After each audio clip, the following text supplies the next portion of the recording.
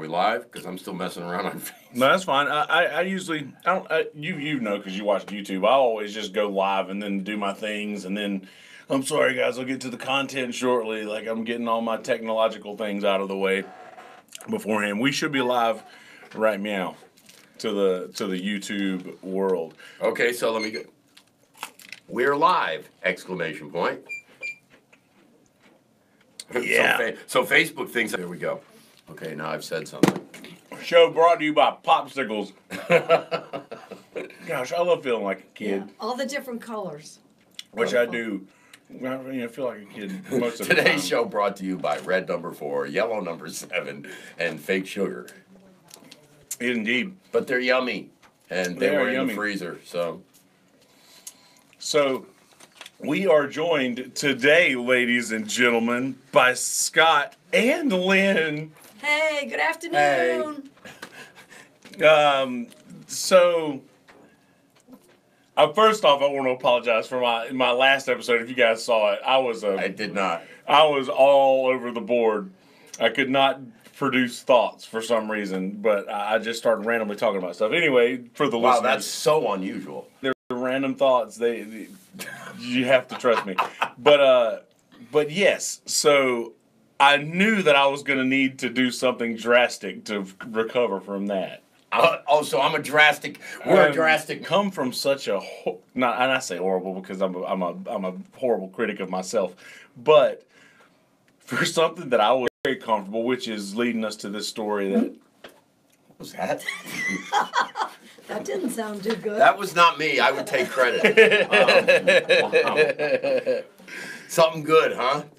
Something other good. Than a squeaky chair. Other than a squeaky chair. Good people. Good Lots people. Of good people. Good people and good news. Good news, and there is a lot of that around. Believe it or not, there is a lot of that around. Of course, if you watch the major news networks, you're probably not aware of that. But gosh, those people. but there is a lot of good news around. There is a lot of good people doing good things. You know, you've lived here forever. I've lived here for coming up on 20 years. We have seen the best of this community over and over again. Yep. Lynn and I have, the Marathon for Meals, our food drive, and so many other things that we've been involved in. We've always seen great things from this community, but this is unlike anything we've ever seen before. Absolutely. The coming together that's happened here. And other than the guy we'll call the Sandman, things have been pretty awesome. Yeah, that's literally the only blemish on this whole situation, it seems, other than the actual natural disasters that right, occurred. But then again, at the end of the day, look what happened. This guy tried to cheat somebody. And failed. Lots of somebodies. And the community, again, came together and said, yeah, no. Yeah, we don't do that here. I'm so happy about that. I'm just so proud of, and I'm not gonna steal this from you because I know you're gonna say this so many times. It's just because you have more experience in that aspect of it than I do because I'm a total introvert that can hardly leave my house. But you're out in this thing, like witnessing it firsthand how great these people are in this area. Well, I've been out and about a lot. As have both of you. It all started with the, leading up to the storm when we were all hearing about how, terrible it was out there. Or at least, should I say, the rest of the country was hearing how terrible it was. We were walking around on a nice sunny day going, what? But with the storm comes, the storm goes, the floods hit, and everybody just stood up.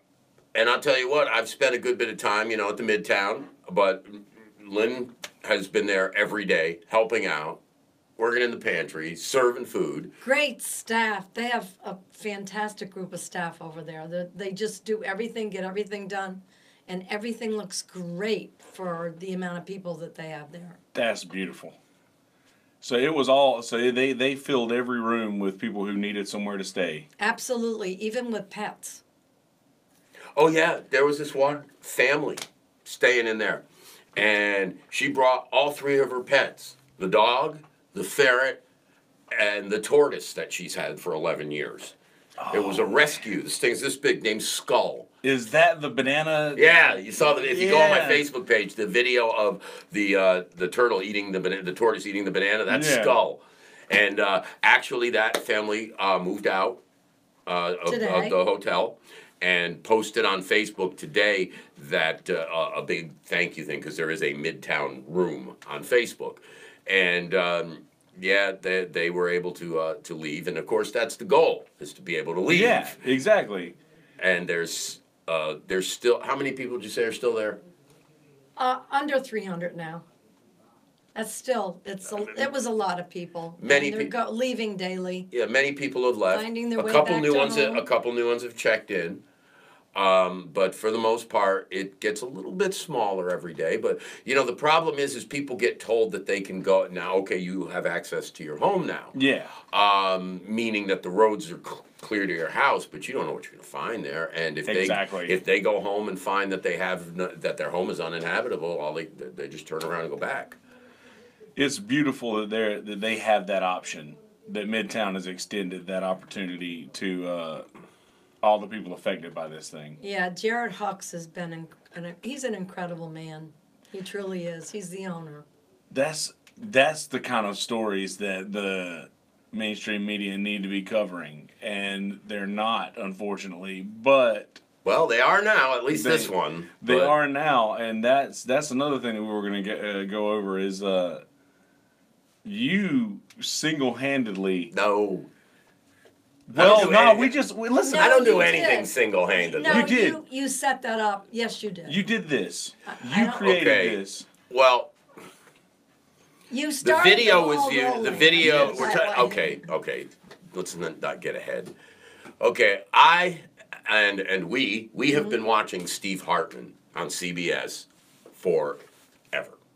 I mean, I think he first came on board at CBS in the '90s, and he started doing this feature called "Everyone Has a Story," and he would literally take a dart, throw it at a map of the United States. Wherever the dart hit, whether it was in a big city or a town the size of Gallivan's Ferry, he would go there.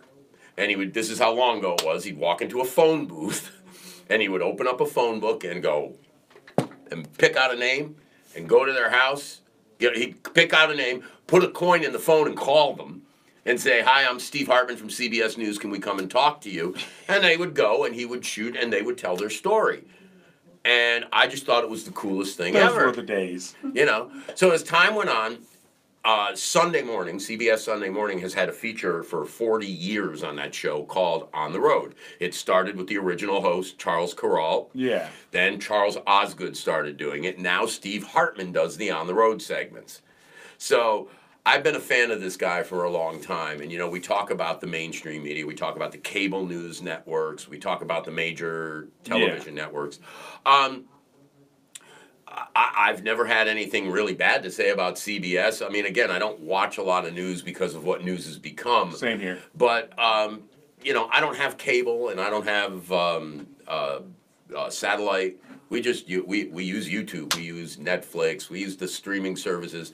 And CBS News has a free app. So I watch CBS. I watch CBSN. And it's usually very reasonable. Doesn't seem to be sides taken or anything. It's just news, you know. Yeah. But Sunday mornings, they show Sunday morning. So we continue to watch our Sunday morning. And Steve goes to all these amazing places and tells these amazing stories of just really good people. And I'm like, well, if this guy talks about really good people, he needs to talk about Jared Hucks. We found some. Okay. Oh, goodness. What time? We knew it was going to happen. Yes. We knew it was going to happen. I have gotten a text from the president. I thought about this earlier today,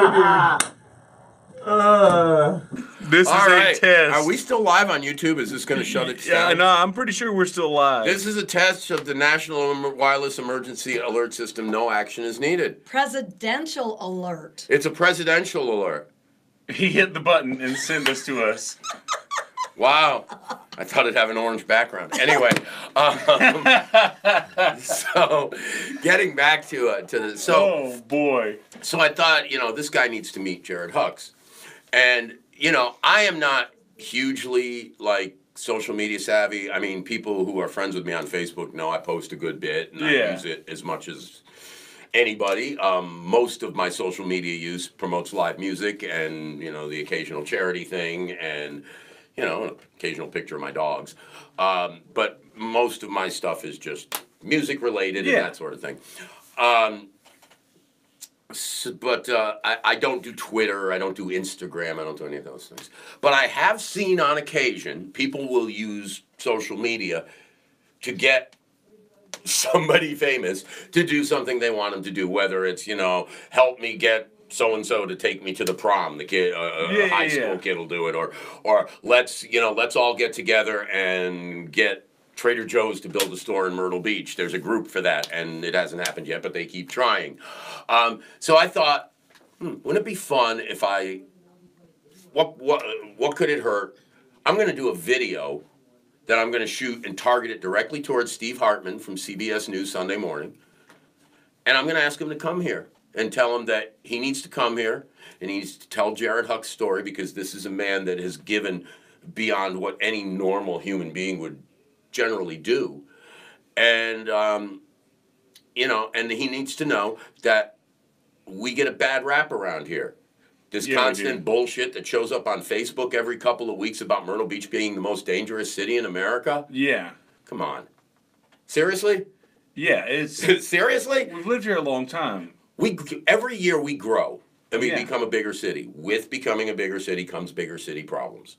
Yeah. Okay? And I get it. Having a shooting in town is a bad thing. You know me, I'm like you. I don't like guns anyway. Yeah. So yeah, having a shooting in town is a bad thing. However, you can't call us the most dangerous city in America when we have a shooting, and then during the time that the entire process takes place, i.e. the shooting happens, the police come, people are arrested, the reports are done, blah, blah, blah. In that evening, let's say, how many people were shot in New York, Detroit, L.A.? It was truly big news. dangerous cities. It was big news in Chicago the other day that they hadn't had a shooting in 22 hours. See, that's... we do not live in the most dangerous city in America. No. In fact, there are very few places in this area that I can't think of any right off the top of my head where I really I'm not going there. I'd like to get back to the community. I'm telling you, everybody's stepping up, whether it's the hotel, whether it's restaurants, volunteers, or whatever. They just come out from everywhere Yeah, they and have. just gave. So, offered time and everything. I thought if I could target him and tell him, come out here and show people that we're not a dangerous city, that we're a very good city full of very good people that do very good things. Yes. And that when people call us the Redneck Riviera, that's not us. It's just not us. And I put this video out, and I went to the page on the website for CBS News, and I emailed it to them. And then I put it on Facebook and said, hey, guys, let's make sure Steve Hartman sees this. And there was somewhere in the neighborhood of 1,300 shares. There was 30-some-odd thousand views. There was people tweeted it at him. I don't do Twitter, but apparently people sent me emails saying I tweeted it to him. And funny thing, it turns out they actually do read every email that they get. That's funny. I didn't realize that. And the way he initially saw the video was from the original email. But the important part of this is he told me when I met him, I just talked to him, off camera for about 10 minutes yesterday. He said he watched the video and he went to producers and he said, I've never covered a hurricanes related story. When this happens, is it normal for hotels to open their rooms to people displaced by the storm? And apparently everybody said, yeah, no, that doesn't happen. Yeah. So the idea that this man, this decent local man who lived here his whole life, whose family has been in the private hotel business for a long time. I mean, this is not a big, tall high-rise on Ocean Boulevard. This is a small brick hotel on 8th Avenue North, next to what used to be the Myrtle Beach Pavilion. Yeah. And there's this good, decent man here whose family has been in this business for a long time that just said, he didn't even hesitate. That's such a strong thing to do. He didn't even hesitate. I mean, when I heard about him before I met him, and you just don't meet people like that a lot. That's such a beautiful situation that a lot of people don't get to experience, especially in an area with honestly, and I live here, but I live in Myrtle's Inlet, and I spend a lot of my time in Myrtle's Inlet, and in that area. I don't go to Myrtle Beach a lot because of a lot of reputations that it has gained. And I have to admit that I'm one of those people who may have had a misjudged idea of what Myrtle Beach was until I see something like this, and I'm like, you know what? We really do have more good people than shitty people around here. We do, and we need to understand that.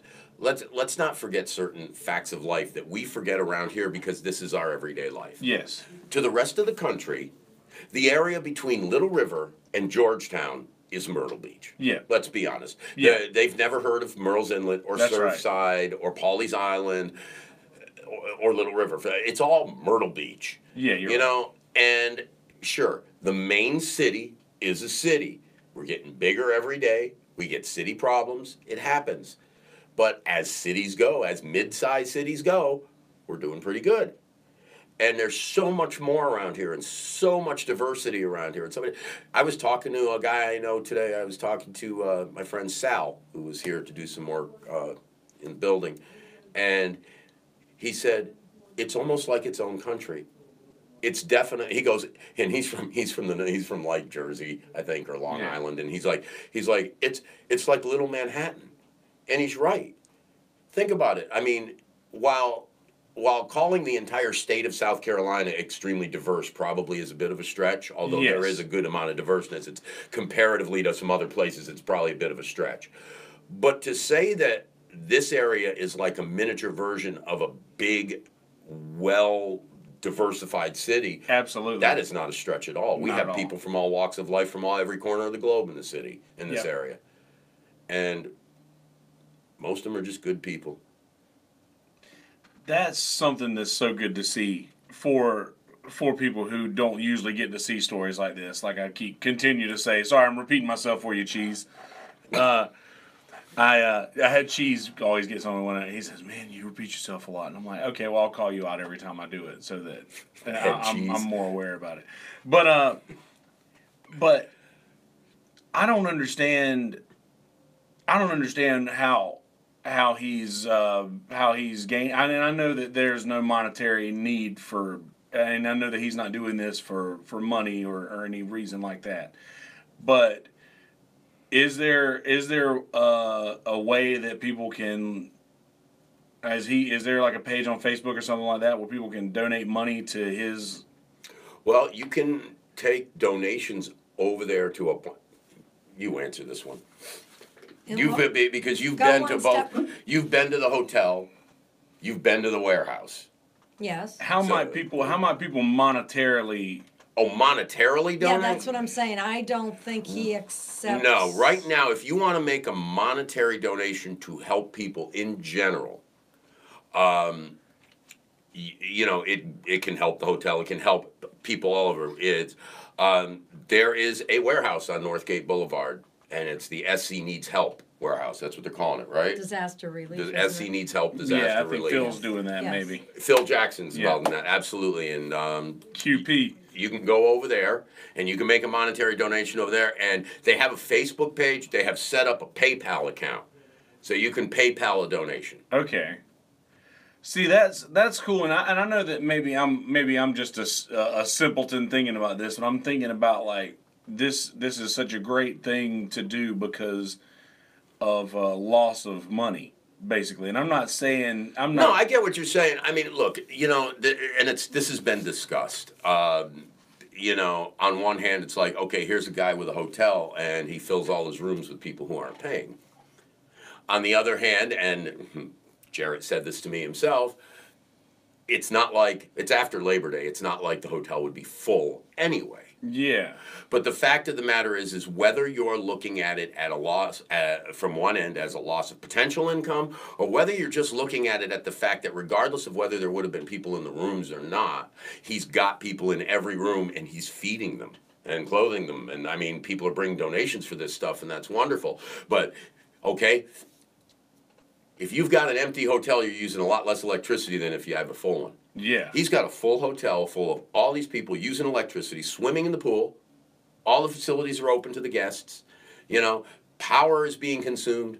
The water's being used. I mean, his bills are going to be a lot higher than they would normally be this time of year. And There is definitely an expenditure of money going on.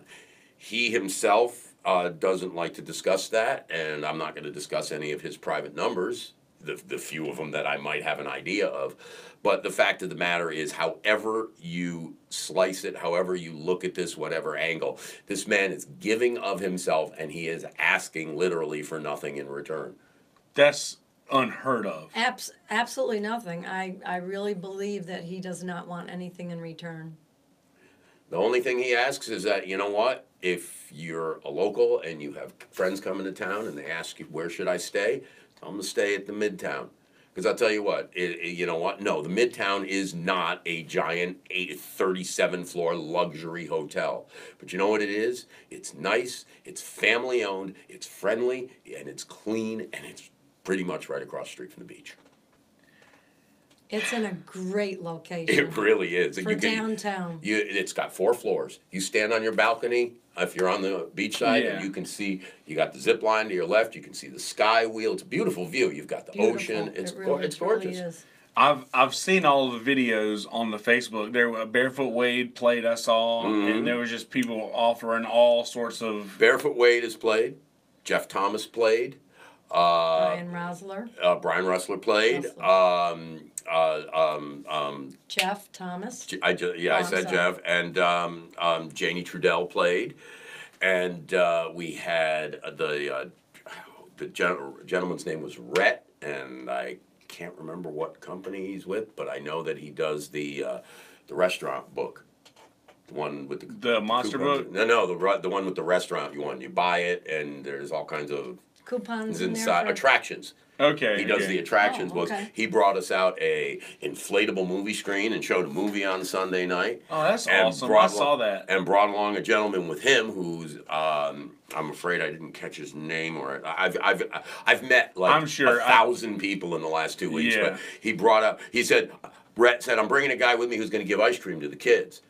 Guy shows up with an ice cream churn and makes it right there. What? Yeah.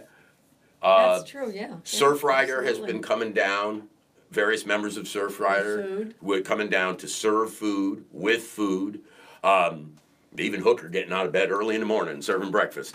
That's a beautiful thing. That is. The cafe, the Good. Good Day Cafe was down there this morning with food. Oh, they were down there one They've other been day. They do a spread that's They brought unbelievable. breakfast. They came down there this morning with bacon, egg, and sausage, egg, and cheese sandwiches on English muffins, waffles, pancakes, eggs, coffee, the whole thing. I saw you shout them out on Facebook the other day. I'd never. Yeah, it's the heard first of that. time I've been in it. I didn't know that it was a thing. The place is awesome. It's great. It's another small, locally owned cafe right there on the 5 Points area, which, let's face it, Myrtle Beach's 5 Points area has the potential to be like the hippest little art district if everybody would just get on the same page. But that's a whole other discussion for a whole other day. But they would fit in beautifully there. They're down there. They're serving really good food and bubble tea. I didn't know about bubble tea. I still haven't tried it, but it's this Thai thing that everybody's going crazy for, bubble tea. I've never heard of that. Yeah, but the people that have heard of it are like, oh my God, they serve bubble tea. So they've been helping out. There's been Island Bar and Grill. Oh, let's They not did a forget about that. I mean, Island fundraiser. Bar did the fundraiser last Tuesday night. Jarrett actually showed up, and it was only the second time I had met him. The first time I met him in front of the hotel for 5 minutes. Yeah. And he walked up to me in the bar and he goes, "What? You've been talking about me for a week and you're not even going to say hello?" But he came out to the bar that night and we did a 50-50. We had him pick the winning ticket. The winner donated the money back, so we sent him out with $1,400. The amount of stuff. The Island Bar has use of the empty store next to them. Just filled the floor with stuff. In fact, the guys at the Island Bar and everybody over there has been so deep involved in this. Of course, Marnie and John, but Brandon and all the friends of the Island Bar and all the family over there and everybody who works there, they've been really instrumental in doing this stuff, which again is normal because, as I've said many times on Facebook, and she'll tell you, she knows it's true, it's always the same people. It's always the same people that step up and say, okay, let's get this going. Yeah. Now, at the end of the day, everybody got together and did this, and that's why it's so awesome. But it's always spearheaded. You always see the same names. And that's because, true. and there's a lot of those names. That's the awesome part. Let's not forget to call out John and Peter Dabrowski, who had a little party at their house on Monday night in Pawleys Island.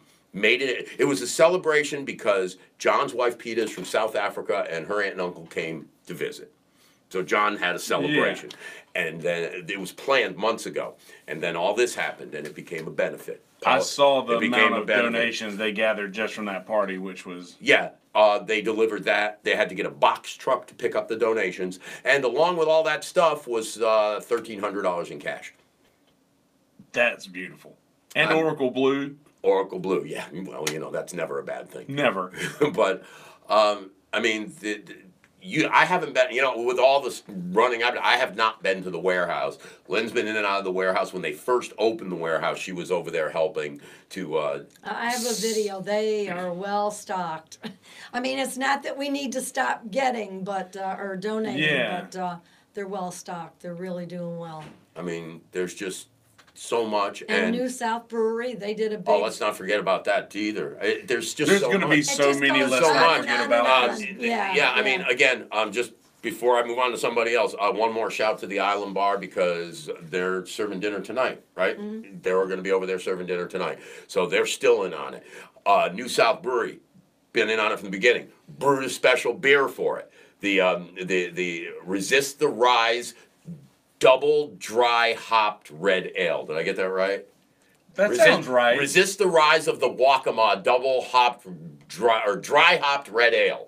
Dry hopped red ale. And they brewed this stuff, and every single one that they've sold, all the money from 100%. it has gone to the cause.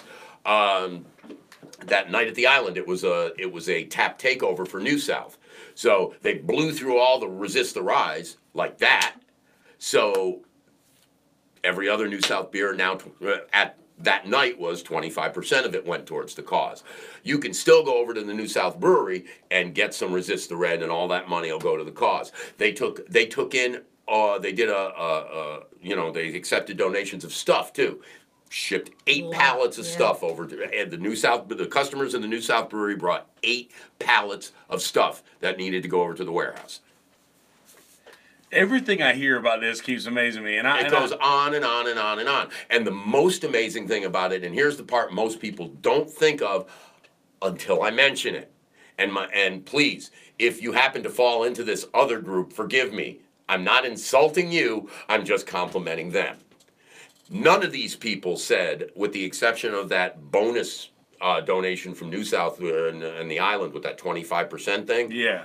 Nobody has come around with, we'll give a portion of, we'll take a percentage of, we'll donate this much of every that much. Yeah. No, all of these people that we've mentioned have been like, here you go. We're doing this for you. Here you go. 100%. It's just bring the donations, and we're bringing it over there. The winner of the 50-50, I mean, think about that for a minute. We're not talking, and this is one thing that I've noticed a lot, and this is something you and I talk about every year at the Marathon for Meals. The bulk of donations always come from the people that can least afford to do it. Yeah. Okay, all walks of life have donated hugely here. But at the end of the day, how many people did you talk to that have donated whose houses were currently underwater? Oh, many, many, many. Numerous. Employees at the Midtown, there are employees of the Midtown, and it's a small operation, they have 8 employees. There are employees of the Midtown who have been working nonstop 7 days a week, 16 hours a day, and staying there because their house is underwater. Gosh. I'm seeing videos now of people who are going back into their houses after now for the first time they're getting to walk into their houses and just seeing what the damage actually is and just See, I can't watch that stuff. It sucks. I can't so watch disheartening. that stuff. I have to say that the people that had to be evacuated and are staying at the motel, they go around with a smile on their face under the circumstances. You wonder how in the heck they're doing it in a hotel, just staying in a motel room and still being really, really kind to people, and there were no problems at all. Everybody got along. All the kids kind of started bonding together and having a great time. It was just a great place to be around, actually. It just showed us what people can go through a disastrous time, Yeah. but yet still be really outgoing and still feel, good about things and not be that concerned about stuck on the disaster part of it. Let's put it that way. That's The why power of love. that's why I started calling it Camp Midtown. See, at first, when this all started out, it was these people are, they're evacuees or Barefoot Wade, who, by the Oh. way, when he played, he too was an evacuee and a refugee because Wade lives in Ocracoke. So Wade is from the Outer Banks of North Carolina. Yeah. His girlfriend lives here. We all know Taylor. Oh, yeah. And but Wade was staying with her. He couldn't go home. And he had all his equipment with him, and we ran into him the other night when we were doing the radio station benefit at Dave & Buster's, and he's like, I got all my stuff, where do you want me to play? So I'm like, okay, play at the hotel. So we got him to play at the hotel, and he's up there, he's saying, just like you, I'm a refugee. And I'm like, no, these people aren't refugees, they're guests, and this is Camp Midtown.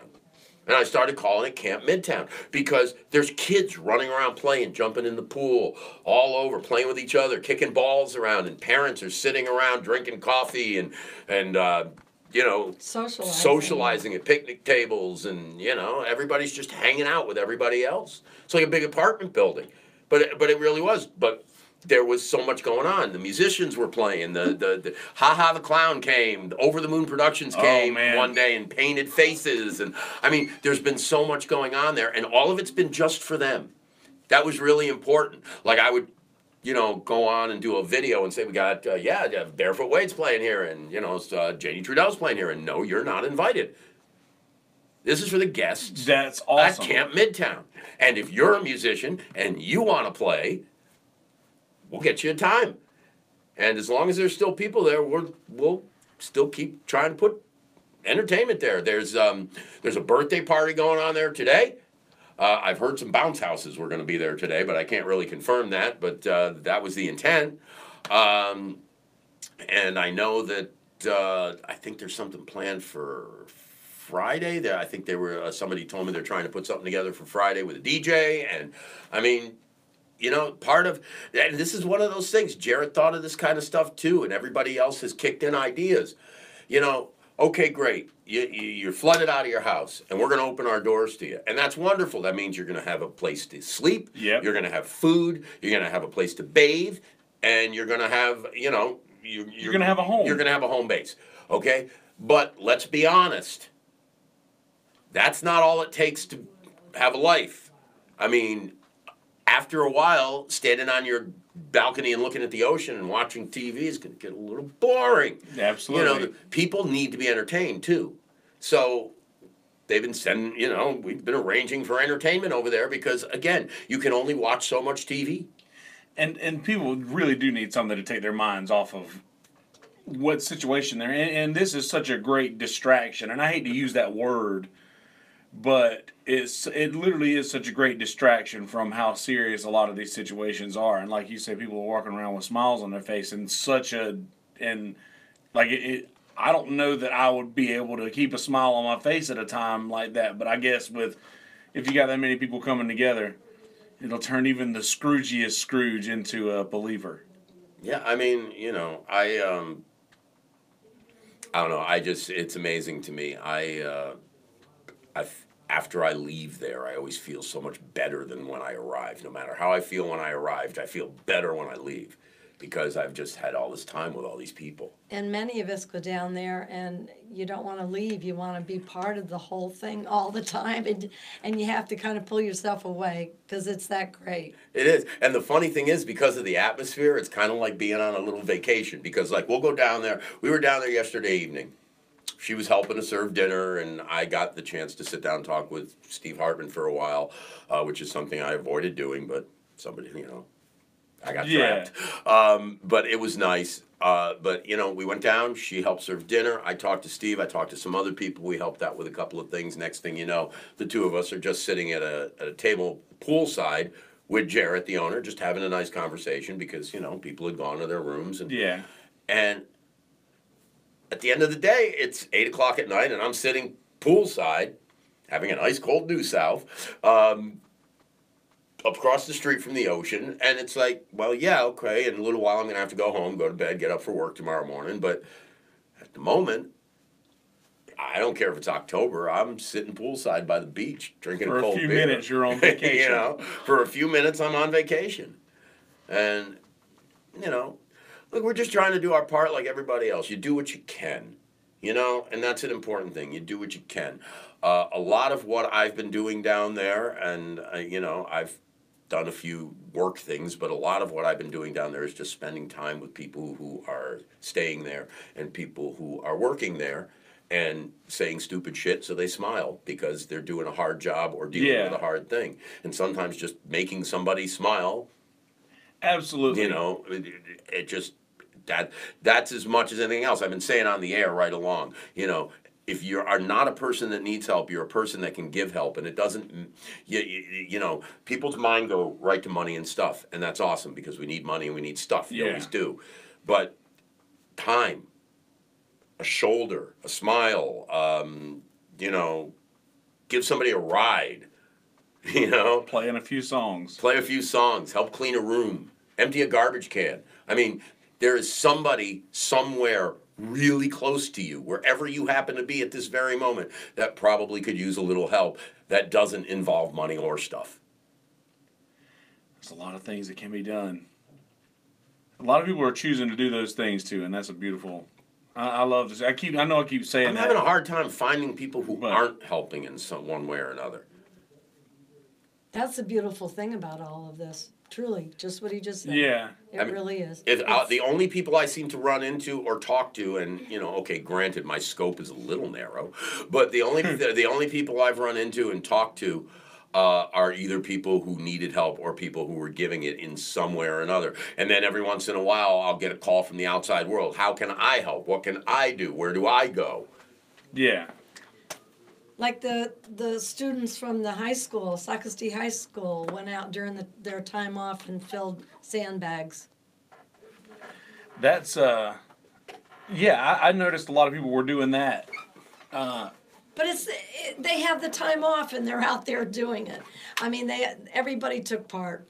I mean, most everybody did. It was just they just came together and kept it going.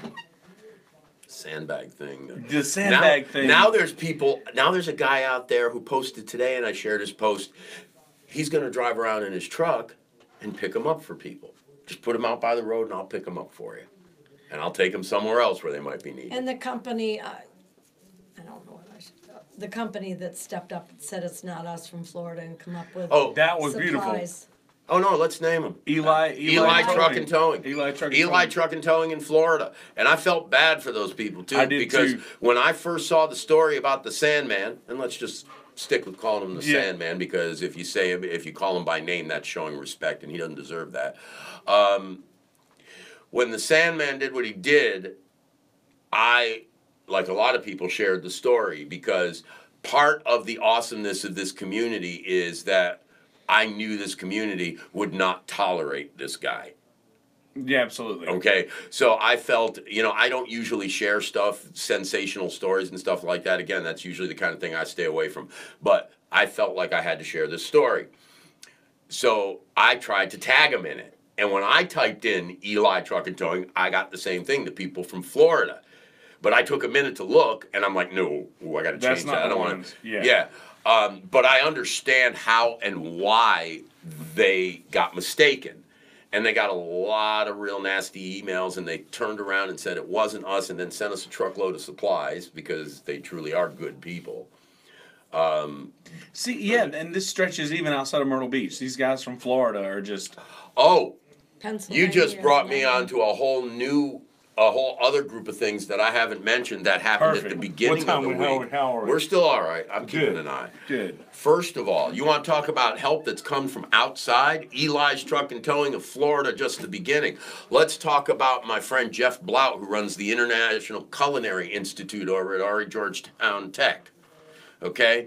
Back a few years ago when that big old hurricane hit New Orleans, Yeah. Katrina.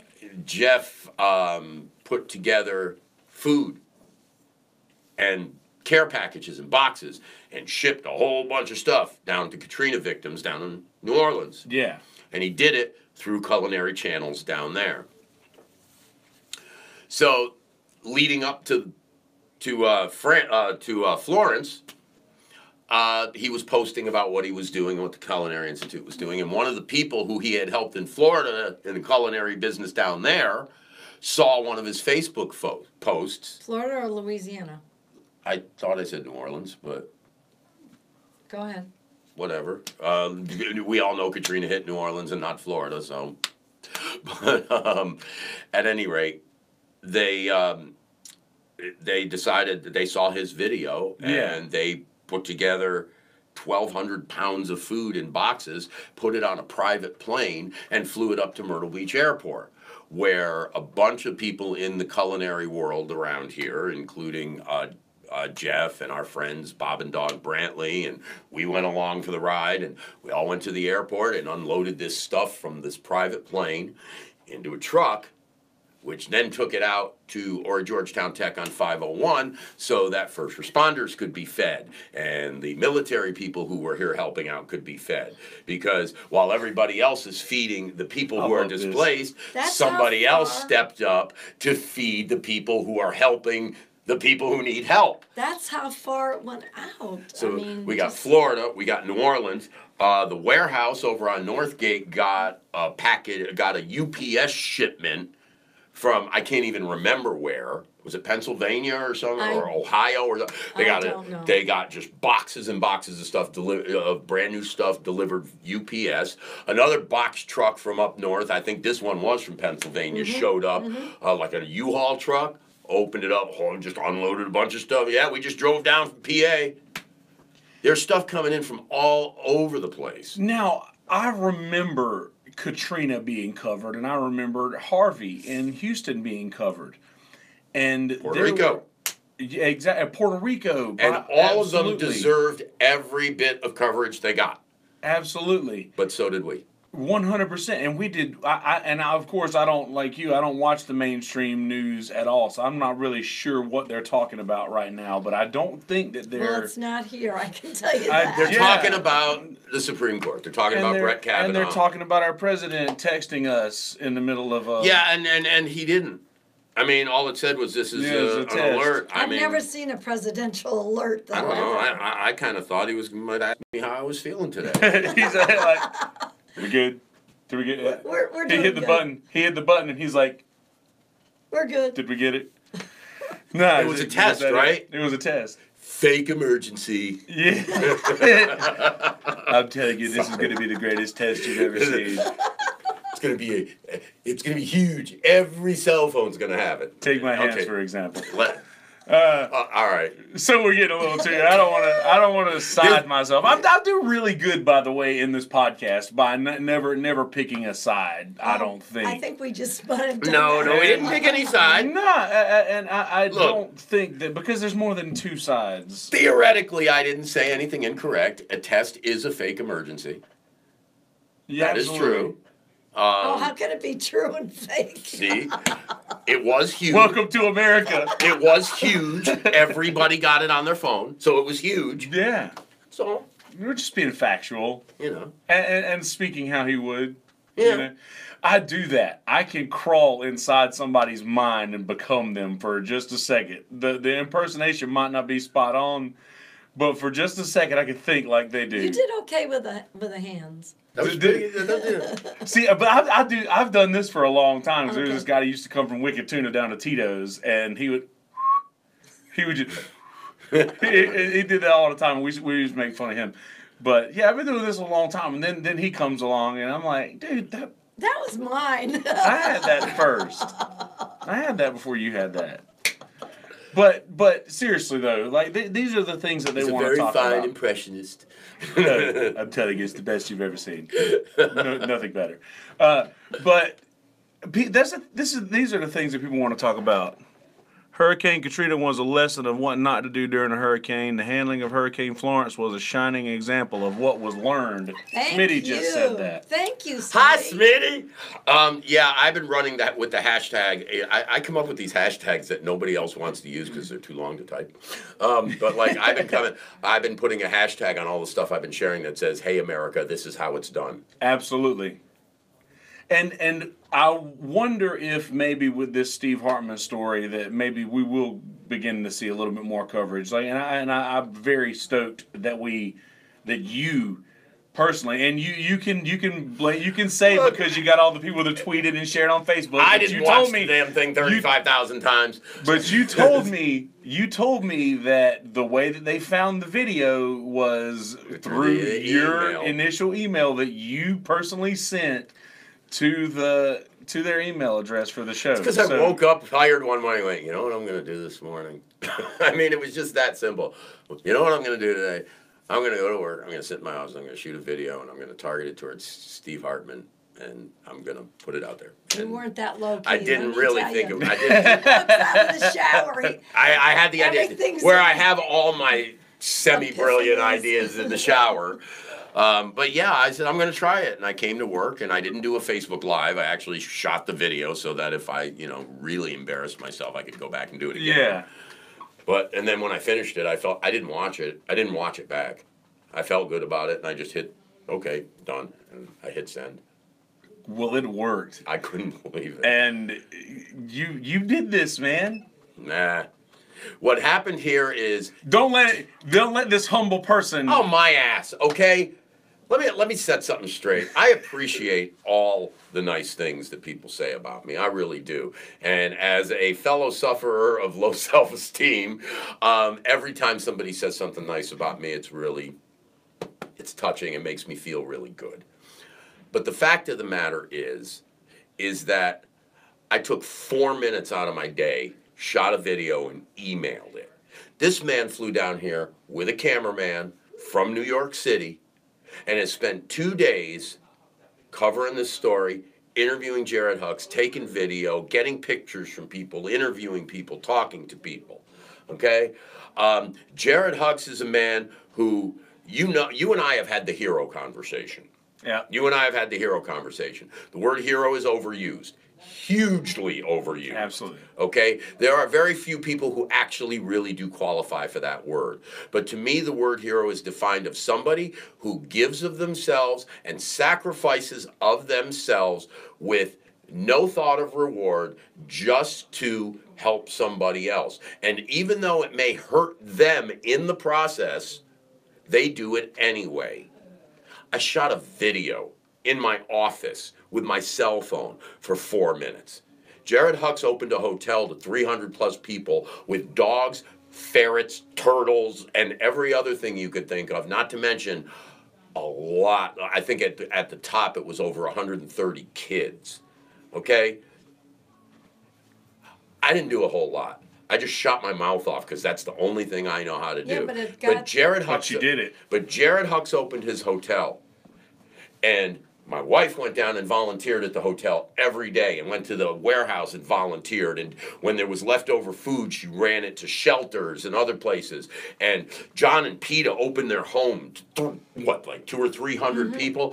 And Marnie's been spending every day down at that warehouse in addition to her normal jobs that she has. And, the list just goes on and on and on. It's crazy. The employees at the hotel working 16, 17 hours a day.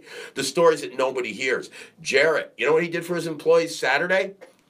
He said, well, Friday night, he said, well, see you all first thing tomorrow. They all came to work after going home and getting a few hours of sleep, or some of them staying right on premises. Yeah. And he woke them up the next morning and set them up outside the office and said, none of you are working today. He put them on a vehicle, sent them all up to the Big M Casino boat, and sent them out for a day of blowing off steam and having fun. Paid for it all through donations and through his own pocket to make sure that his employees got taken care of. And he ran that hotel with his dad that whole day with the capacity with the capacity of rooms filled. I made a video. Okay, let's keep this. Let's keep this straight. I have shared a lot of information, and I have disseminated a lot of information, and I've talked on the air a lot, and I've done a lot of encouraging of people. Yes. And I'm not going to try to take that away from myself. Okay, I've made a lot of people smile, and that makes me smile, and it makes me cry sometimes. But I made a video. If you're going to make a list, you better find a spot way down near the bottom for my name, because there are so many people who have done so much more than I could ever do. So no. I mean, Which is why this is one of the best humans I know. I'm just a big mouth who is comfortable talking about it. Well, and I've said several times on Facebook that you have a loud voice, and I don't mean that literally. I don't mean that the same way. I don't mean that I don't mean that just literally. We both have loud voices, but you have your voice is very far-reaching, and you've utilized every opportunity to do the right thing around this whole hurricane situation. Every chance you've gotten, and that's all I'm trying to say.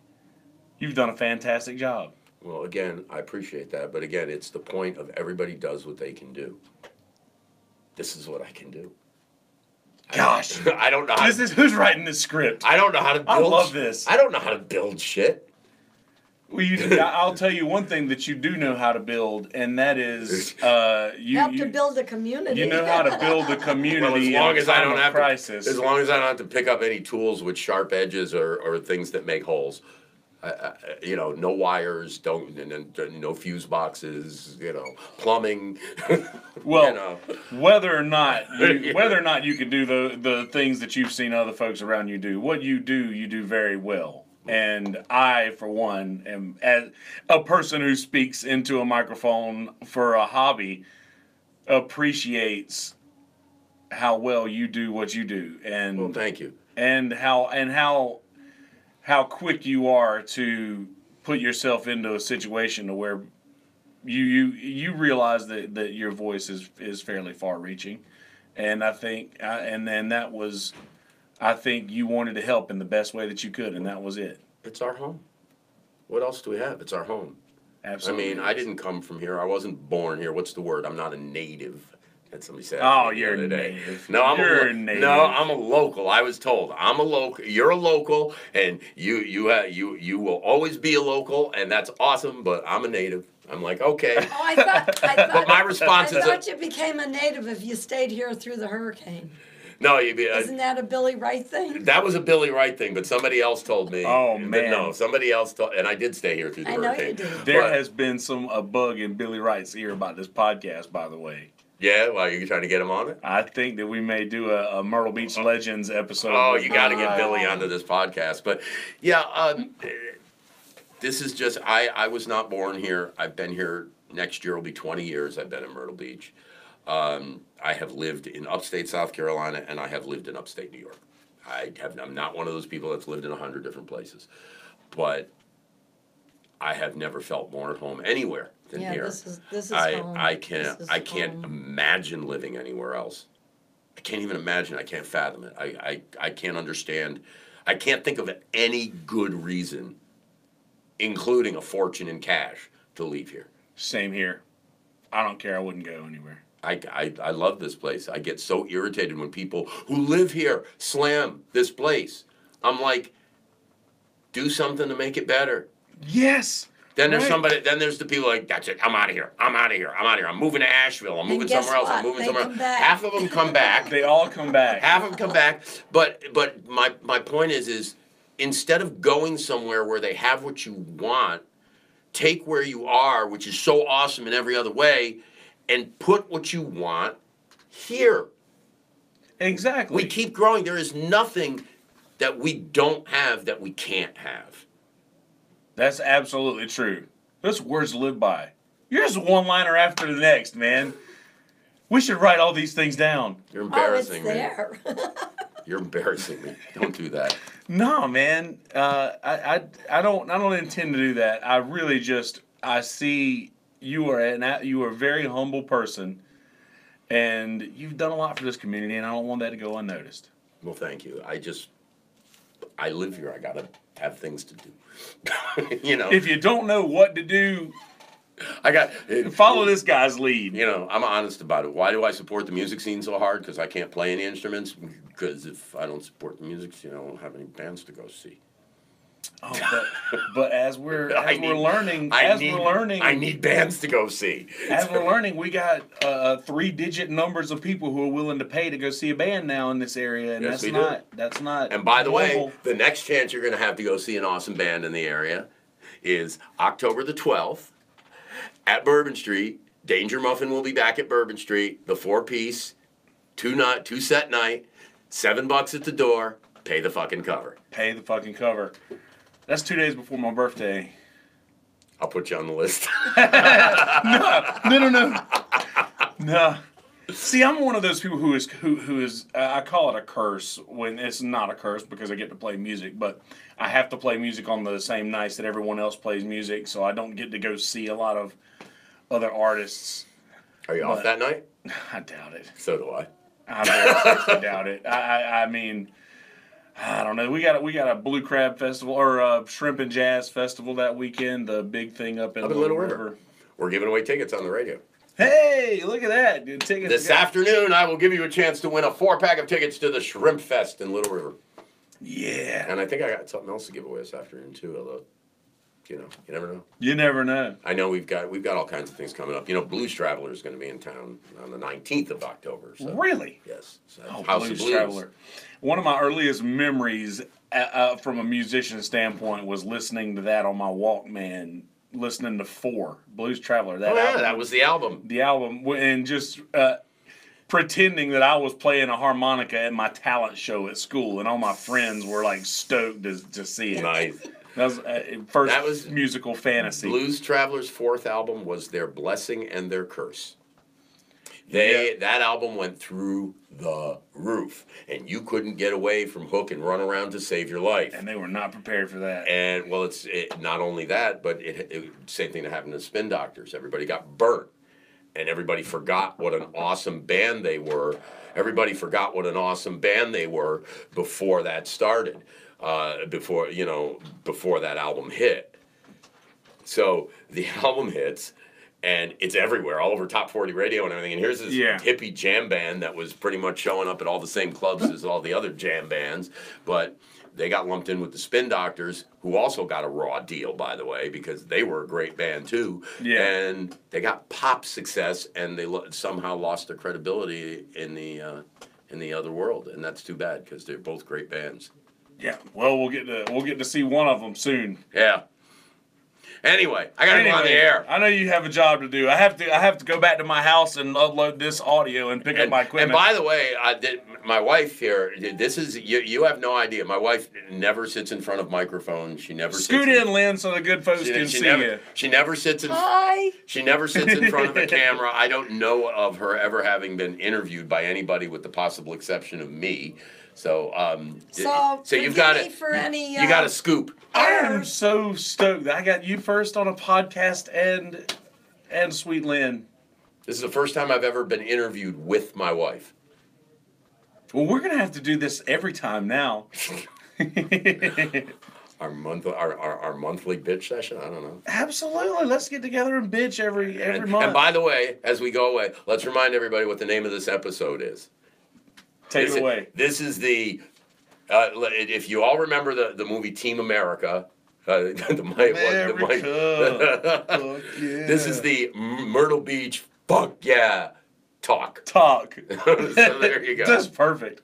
There you go. Good game. Good game, Lynn. Thank you. All right. Well, that's all we got for you today, ladies and gentlemen. Peace, bitches.